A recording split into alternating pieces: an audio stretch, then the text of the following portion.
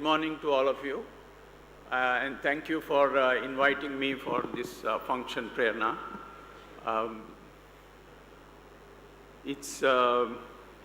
I graduated as a mechanical engineer, but I had the good fortune to get into software, which was just beginning to happen in the early 80s. And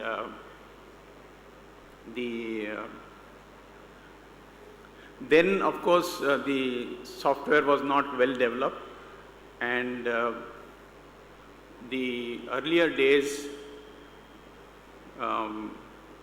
we did not have computers, and in the institute, they provided us, there was no degree that I could have taken as computer science, which is now available, but they offered some courses in programming, and programming was a long, laborious process. Writing a small program was done on cards, and we had those 80-character cards, and we used to go there, punch them on a punching machine, and the ASCII characters would be punched, and the program looked like a deck of cards, which we had to print, verify the program, then take it to the big room, which had this mini computer, and the operator would then read those cards into the machine on a tape drive and give it for compilation. And by looking at the way the tape moved, we would know whether the program had gone through or not. So from those days to now, there's been tremendous development in software. And going forward, in the last 3-4 decades, it has been awesome developments. But I feel that going further into the next 2-3 decades, it is going to be exponentially more. The way software has entered into every aspect of our life, it is going to increase exponentially, not just linearly. So, when I just passed out, instead of getting into mechanical engineering work, I got into Larsen Toubro, which introduced me to software. I wrote some programs on the then mini computers called PDP-11, and but I did not like the life in Mumbai, so I came over to Bangalore, changed my profession from computers to something else, and I left the company, did some business, and then I was fortunate later on to get into to work in south of France in a company which manufactured machines, computer-controlled machines for building aircraft components. So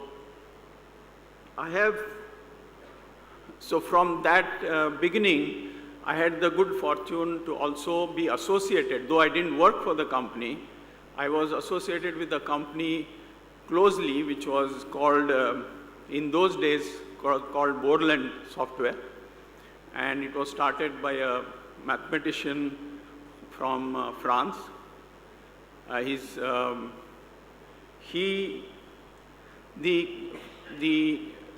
The computer industry has a different eras in which it has developed.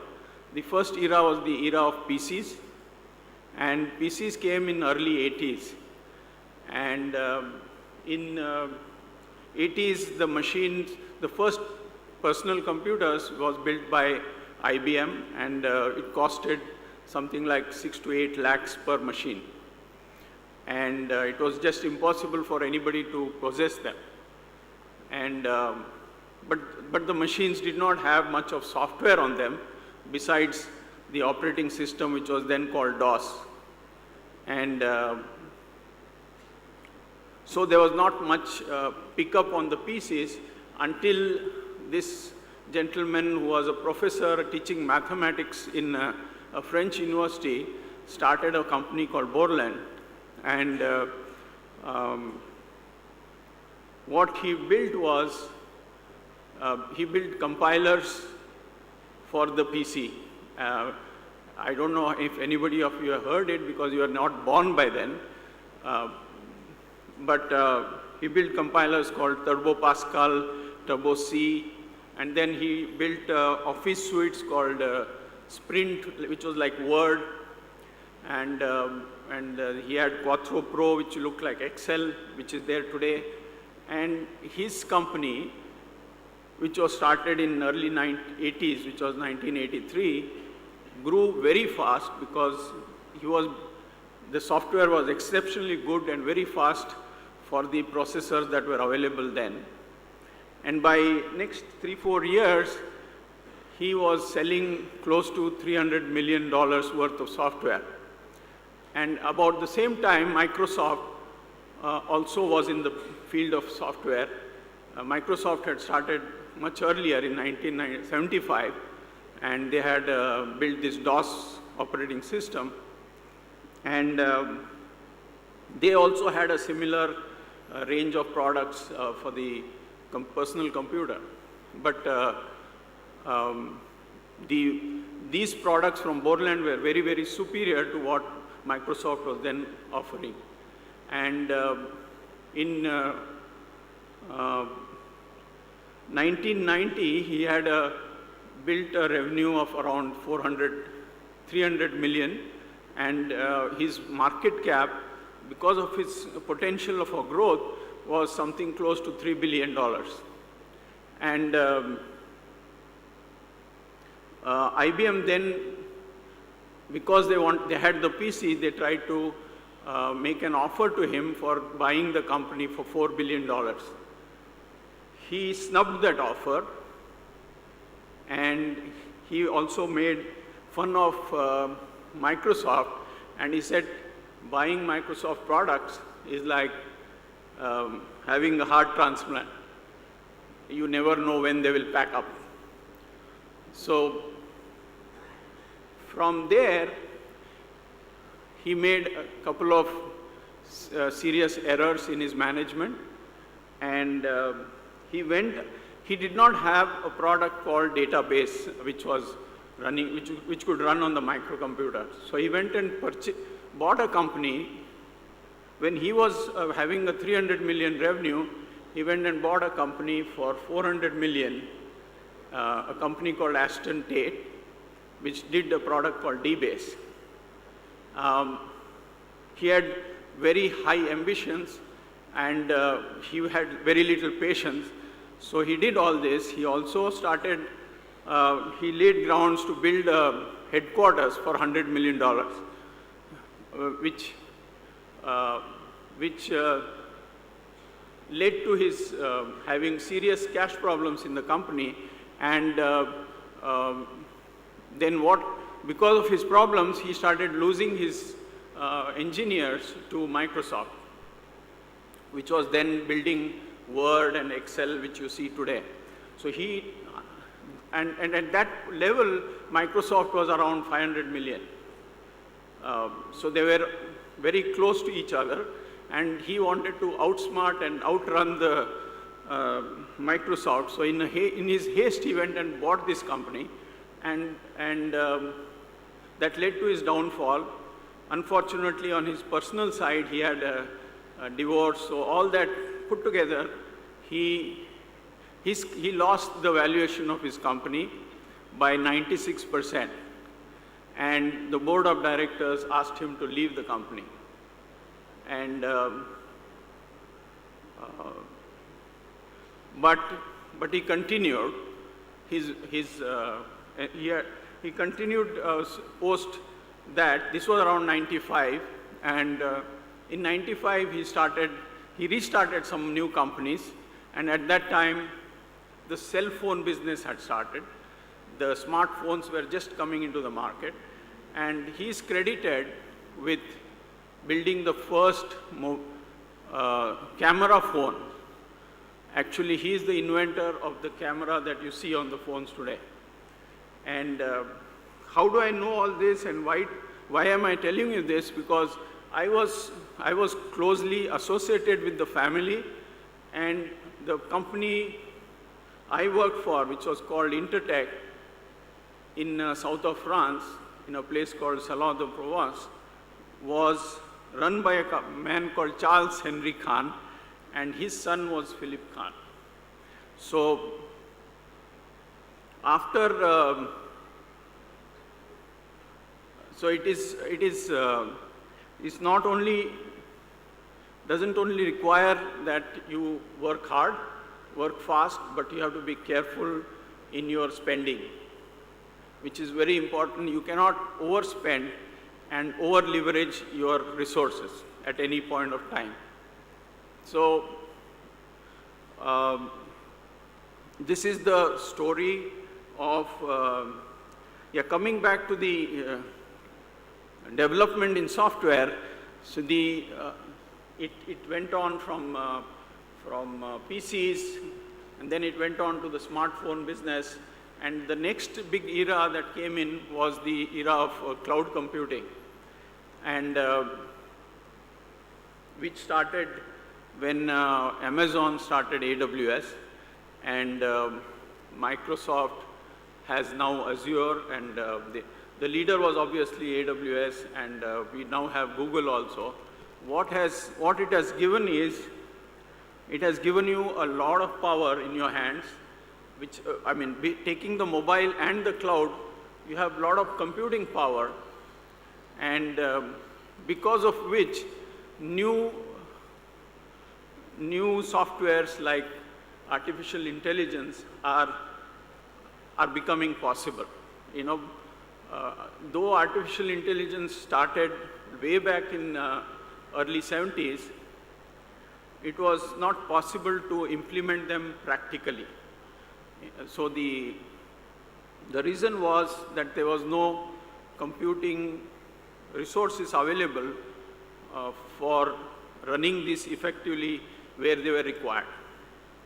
So when smartphones came in and when the cloud computing picked up, the dormant artificial intelligence got a big boost, and today we are seeing a lot of development and significant development and development of very, very practical use in all the aspects of our life. And one of them, of course,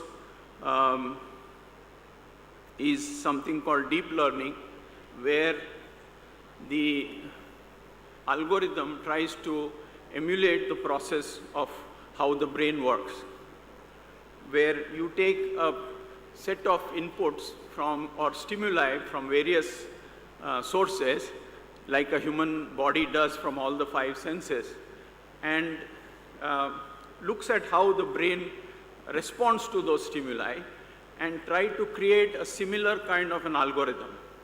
So that is what deep learning is about.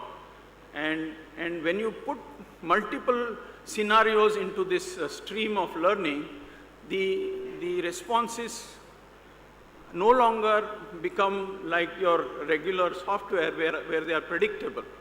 It could take any turn, So it has been developed to such an extent that now in specific niche areas, the machines are more powerful than the best of human beings. Not in all domains, but where this learning can be given in a short span of time to the machine, they have learned faster and they have taken actions against the stimuli which are superior to the human responses. So we have been able to, the machines have been able to defeat human beings at games, strategic games like chess and Go. So that is the present level of development, and we are going to see, which is why I said initially that in your generation, you are going to see the exponential growth of these programs. And what is going to lead this exponential growth is also the availability of these algorithms on the cloud. So you can build these building blocks are available which you can put together and write your own programs using artificial intelligence and in your own specific domain. And so that is going to kickstart a lot of development across the world. And it's also going to decide the strength of a country is going to be determined by how good they are in artificial intelligence as a country. So it is important that we need to work and lead in this field in the next couple of decades. So this, in terms of my experience in developing products has been, when I started the company which was building products for the trading markets, the concept of products was not very popular, and but now, of course, the you see a huge amount of products in the market, and a lot of people, a lot of companies have taken it up, and it's a model which unfortunately does not require more people but better ideas. And so coming back to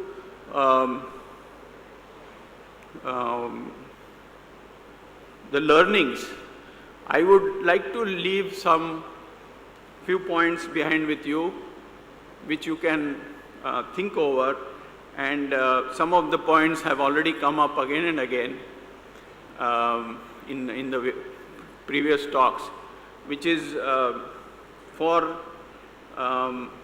doing anything, the first important thing is to maintain your health. And a lot of you youngsters ignore that.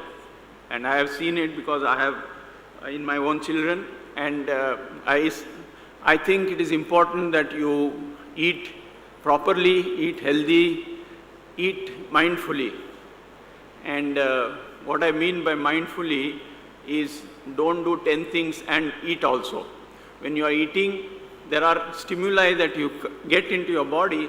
Your eyes have to see the product, see what you are eating. Your taste buds have to taste it. That is when the system is ready to take in the food. If you are doing 10 things and doing this, it is harmful to the body, and the harm shows gradually over a period of time. So you never get to realize that is the cause of it. The other thing is, of course, in terms of you have to be all your actions have to be towards having a better society, because you know that we are going through a lot of shortage of natural resources, and there is a lot of you have to be socially conscious about it. You have to individually, to the extent possible, you have to be to ensure that there is no wastage of any of the resources, and wherever possible you also need to teach people who do not have that knowledge. And it's important because going ahead you are going to have serious resource problems of all the natural resources because of the huge wastage that is being done. And I think water is one of the such resources which people have been trying desperately to control its wastage. The other point I would like to leave with you is about you have to learn to build when you are doing work, when you are in a profession, you learn to create a invisible filter around you. And there are a lot of people telling you a lot of things, and instead of getting upset over that, you have to learn to normalize the data in terms of normalize the stimulus that you get. You have to filter it and you have to take the learnings and absorb that. Because when you develop that kind of attitude, nobody can shake you. Nobody can say something and agitate you. Because if there is learning in it, you take it. If there is no learning in it, you ignore it. Because you are running, you should have full control on what stimuli you take into your system. And so it's always better to build this wall around you, invisible wall, and filter the data and not take it arguments and fake news and all kinds of abundant incorrect information that is now floating around.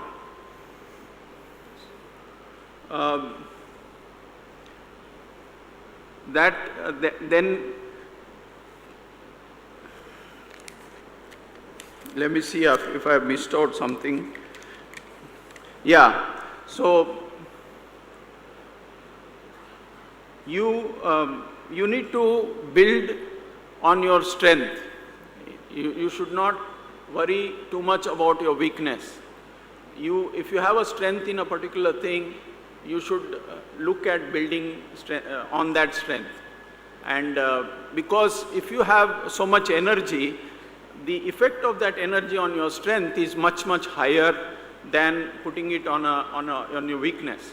And you can always team up with somebody who has that strength which you require. So teamwork and working on your strength is something that will help you in whatever you are planning to do. Then you need to have big dreams. Big dreams are, if they are looked at as a whole, may sound big. So what you need to do is break them into achievable smaller dreams and start achieving them, because that will give you the motivation and the energy to continue with that direction and complete your bigger dream, because that is something very important. If you not to get frustrated in achieving your dream. You also need to, your development has to be by looking inwards. You have to see what improvements in your action you can do which will benefit you and the society as a whole, rather than trying to see envy and feel jealous about somebody else. Because always in the world there will be somebody superior to you and somebody inferior to you. So it is important that you look inwards for your improvement, because you'll always get the satisfaction and it will always be beneficial for you. So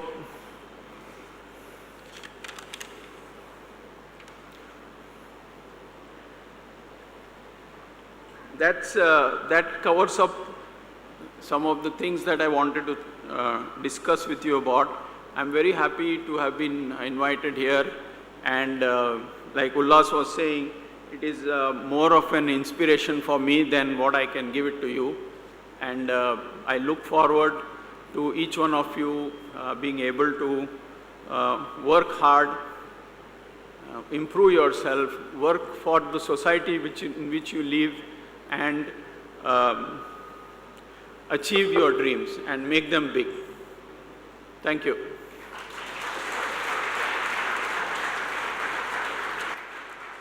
Thank you, sir, for your inspirational words. Now, I would like to invite questions from the audience to Mr. Shrikant Pandit. Audience, please. Can we have our first question read?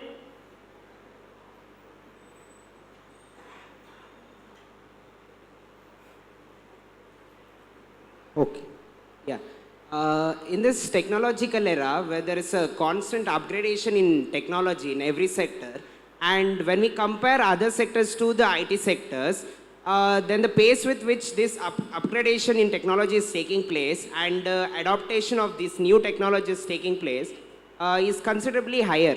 So, if a person from a non-IT sector has to come into IT sector, how difficult it would be to him to adapt to this new environment? What would be your suggestions to him? The advances and changes are more frequent in the IT sector. You're right, and fortunately for you, the development of cloud has helped this specific problem in a big way. And now we have companies like Coursera and Udacity, etc., and Khan Academy, and multiple sources like this, which are available, which offer courses online. And these courses are taken by the best professors in the world. They are from Stanford, they are from MIT, and you can choose a topic of your interest. You can go to these sites, pay a small amount, take the course. There are questions that are question papers following that course. There is a 6 months, 8 months, whatever duration that you like, whatever based on the subject. You can, at very low cost, you can get it from the best of institutions. So it's only your limit, how far you want to go. So it is, so you have to learn, you have to constantly learn. And for you, the learning has to be in the areas of what is current in the IT sector. Thank you, sir. Thank you, sir. Next question.